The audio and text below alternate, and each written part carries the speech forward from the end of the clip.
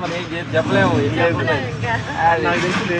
లేదు ఉండకపోవచ్చు అనుకున్నా నేను 90% ఉండకపోవచ్చు. ఏదైనా అనుకోకుండా ఏమన్నా ప్రకృతి సహకరించి ఒక దేవత దిగి వచ్చింది అనుకో, మొన్నెస్ను కూడా బయటికి చేయగలిగే ఒక శక్తి రావాలి.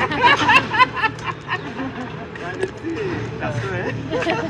అది కూడా నేచర్ ఏంటంటే నేచర్ మన మైండ్ చెప్పే వరకు ఏది డిసైడ్ చేయడానికి ఏది రైట్స్ లేదు మన. అంటే కాలం చక్రంలో అనంతంగా మారుతూ ఉంది.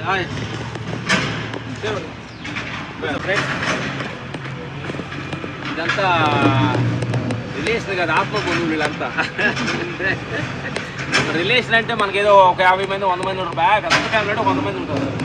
కానీ ఆత్మ రిలేషన్ అనుకోండి విషయం అంతా మన ఫ్యామిలీ అంతా.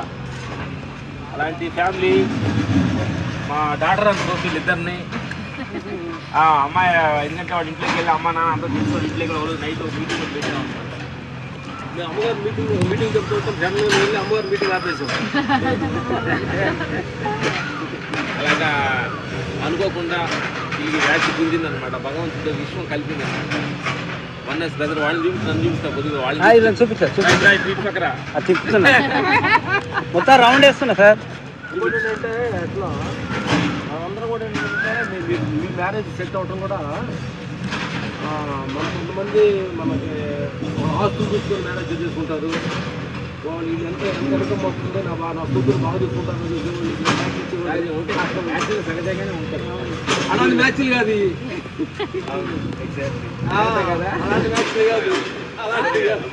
అలాంటిది కాదు. ఎంత ఉంది అమ్మాయి చూసుకుంటే మరొక పెళ్ళికి వచ్చిన ఒక రేంజ్ దాకా ఒక రేంజ్ మంచి అమ్మాయి, మంచి ఇచ్చే అమ్మాయి ఇచ్చారు. ఏదైనా పొడుగు చెప్పుకోవడం కోసం చాలా మంది ఏంటంటే అమ్మాయి కథాలు తీసుకొని డబ్బు దొరుకుతూ ఉంటుంది. తల్లిదండ్రులు వచ్చి ఎలా భోజనం బాగున్నావు ఉంటారు. ఏది అమ్మాయి దగ్గర కథలు తీసుకొని పెళ్లి కొడుకు అన్నం పెడుతూ చూస్తున్నారు. వెళ్ళేవాళ్ళు రావద్దు అంటారు. అలా జరుగుతుంది. అలాంటి ఏం లేకుండా సహజంగా న్యాచురల్గా కుదిరే ఈ మ్యాచెస్ అంటే అంత ఆత్మలో గెలవడం కాబట్టి అదే కష్టం. ఇప్పుడు ఏవు లెంత్ మెయిన్. లైఫ్ అనేది చాలా బ్యాక్గ్రౌండ్ లెంత్ కాదు, ఏవు లెంత్ ఇంపార్టెంట్. లైఫ్ అనేది చాలా బ్యూటిఫుల్ లేను, కానీ దానిలో కూడా చిన్న చిన్నవి ఉంటాయి. దీన్ని కూడా ఫోకస్ చేసి ప్రతి మనిషి లోపల నెగిటివిటీ పాజిటివిటీ ఉంటుంది. ప్రతి మనిషి సగం నేచర్లోనే ఉంటుంది. చాలామంది టీచర్స్ మీరు హస్బెండ్ వైఫ్ కాకపోతారు కాబట్టి మా అనుభవాలు చెప్పాలి. జీవితం అంటే అనుకున్నట్టుగా ఒకే రకంగా ఉండదు. మ్యారేజ్ అప్పుడు స్టార్టింగ్లో అన్నీ మనకు మీకు అతను కోఆపరేట్గా మాట్లాడేటుంటాడు, దీన్ని కోఆపరేట్ మాట్లాడేటువంటి స్టార్టింగ్ స్టేజ్లో అట్లా దీంట్లో కొంచెం స్టార్ట్ అయిన తర్వాత ఇద్దరు ఎక్కువసేపు మీ మొహమాలు చూసిన తర్వాత నిజంగా కొంచెం కోఆపరేటింగ్ అతను లేనట్టు లేనట్టు ప్రగతి జరుగుతుంది. అంటే నేచర్ ప్రగతి మారుతుంది. ఉండదు అది. ఏంటంటే మన స్టార్టింగ్లో అన్ని ఫేవర్గా మాట్లాడినప్పుడు నిల్చుంటాం వీడు, అది నిల్చోవడం కాదు. అర్థమైందా? అట్లనే బ్యూటీ కావచ్చు, నువ్వేదో ఉండవచ్చు, నీకే తెలుసు ఏదో సంథింగ్ ఏదో కావచ్చు. దాని సిచ్యువేషన్ అప్పుడే నిజంగా ప్రపంచంలో కలిసి ఉండాలంటే ఎక్స్పెక్టేషన్ కాదు, యాక్సెప్టేషన్. ఎక్స్పెక్టేషన్ ఏంటంటే జనాలు అది నిరంతరం ఉండదు ఒకే రకంగా. ఎక్స్పెక్టేషన్ అర్థం కాదు. యాక్సెప్టేషన్ నిరంతరం నేను ఎమ్మడించేది. యాక్సెప్టేషన్ అర్థమైందా? సరిగ్గా అనుకుంటున్నప్పుడు ఏదో ఫీలింగ్ రాకుండా విషయాలు కొంచెం బాగా వచ్చినాకనే మన జీవితం అనేది మారేయి. సంసారం దేని ఇంట్లో మార్పు చెందేది మార్పు కానీ ఇది మనం కాదు సత్యాన్ని తెలుసుకున్నాము. ఏదో దేహాన్ని మార్పు వచ్చింది కదా, అలా చిన్న ప్రాబ్లమ్స్ యాక్సెప్ట్ చేసి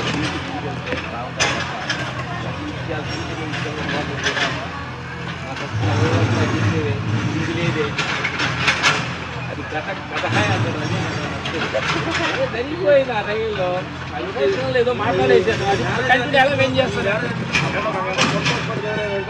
అమ్మగారు అమ్మగారు అంటే వన్నాస్మన్ ఫోకస్ పెట్టుకొని మేము అక్కడికి వెళ్ళాము షూటింగ్ అమ్మతో అక్కడ రెస్టారెంట్లో అమ్మ రేట్లు కూర్చున్న ధ్యానంగా చేశాము. జీవితం అనేది నీకు అద్భుతమైంది. ఎక్కడికి వెళ్ళాలి వీటినామాలు ఎక్కడ వచ్చి వెళ్ళంటే అంటే ప్రతి విషయాన్ని ఏదో కాదు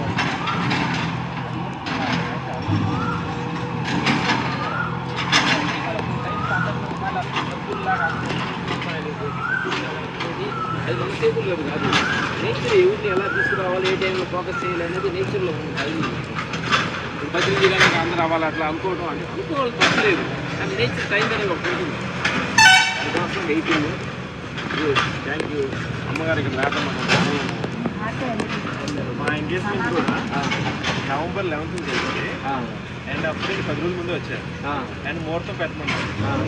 నేను నా ఆలోచన ఏంటంటే అయితే దాంట్లో క్లారిటీగా ఉండాలి, డిపెండ్ అవ్వకూడదు. కరెక్ట్.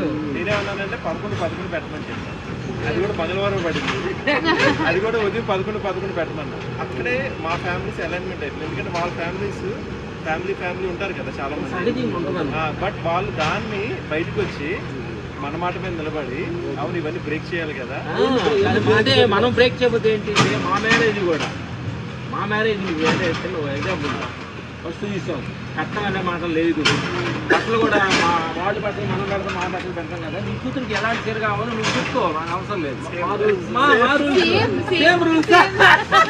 నాకేం బట్టలు కావాలి మా అమ్మ నన్ను చూస్తా తప్ప నీవేమనుకుంటావు నేనేమనుకుంటావు అని చెప్పి ఈ టెన్షన్స్ ఉండకూడదు.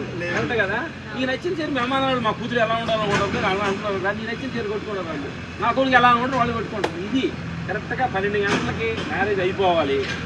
1 గంట 2 గంటలో భోజనం చేసి అందరూ హ్యాపీ వెళ్ళిపోవాలి. అర్థమైందా?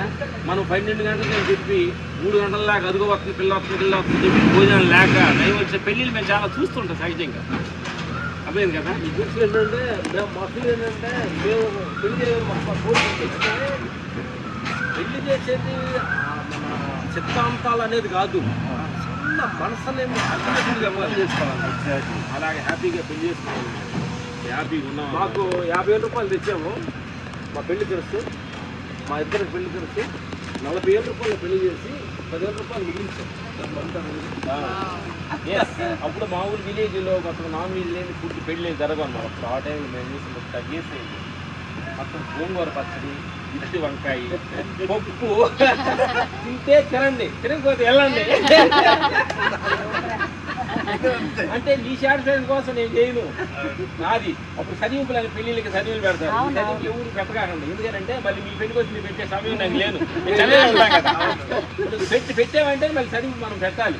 అంటే విలేజ్ సిద్ధాంతం అమ్మ. అందుకే మిమ్మల్ని నేను పెట్టినా మీరు పెట్టారు నాకు, మళ్ళీ నేను పెట్టలేదు కూడా రాంగ్ అవుతుంది. అందుకే పెట్టకండి. మీరు హ్యాపీగా వచ్చి ఫోన్ చేసి ఇప్పుడు నచ్చితే వెళ్ళని చెప్పి కరెక్ట్గా ఖర్చే మా పెళ్లి ఖర్చు. పెళ్లి ఖర్చు మీరు చేసుకోవద్దు, మీరు బాగా చేసుకుంటారు.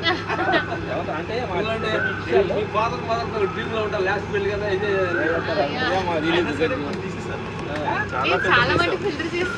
ఈ రూట్స్ ఈ సిద్ధాంతాలు పెట్టుకొని అలా ముందుకెళ్ళాలంటే జనాన్ని కూడా జనాన్ని మెప్పించడానికి అంతులేదు. అంటే డెకరేషన్ చేసి మెప్పించాలని కాదు. ఆనందం ఉండాలి తప్ప మీ వెనక బ్యాక్గ్రౌండ్ ఆనందపడదు. కూరలు ఉప్పు లేదా, ఉప్పు సరి లేదు, రసం పోయి లేదు, ఈ మాటలని చదువుతుంది వచ్చారా మిమ్మల్ని కూడా తప్ప మీ బ్యాక్గ్రౌండ్ వచ్చారా ఇద్దరు జీవించావా హ్యాపీగా ఉండండి. లైఫ్ అని చిన్న చిన్న ప్రాబ్లం వస్తుంది ఎందుకని వెళ్తాను ముందుకు వెళ్ళడం అనాలి తప్ప కూరలో ఉప్పు లేదా వాళ్ళ ఉద్యోగం సరిలేదు ఏమి ఫోకస్ చేయలేదు. లైఫ్ ఏది ఆత్మబంధువులు మన మేడం దగ్గర చూద్దాం. మరి ఆ టైంలో మేము ఎక్కడ షూటింగ్లో ఉన్నాయో ఉంటామంటే ఎక్కడ వస్తాము. వల్ల చూస్తాడుగా వస్తారు చేశాం కదా హిమాలయాస్ సంబంధించిన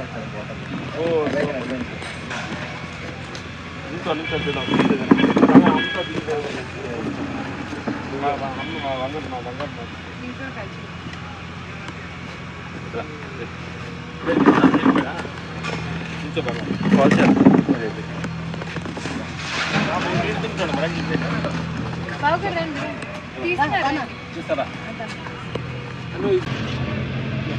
ఇది మళ్ళీ అది నోటీలో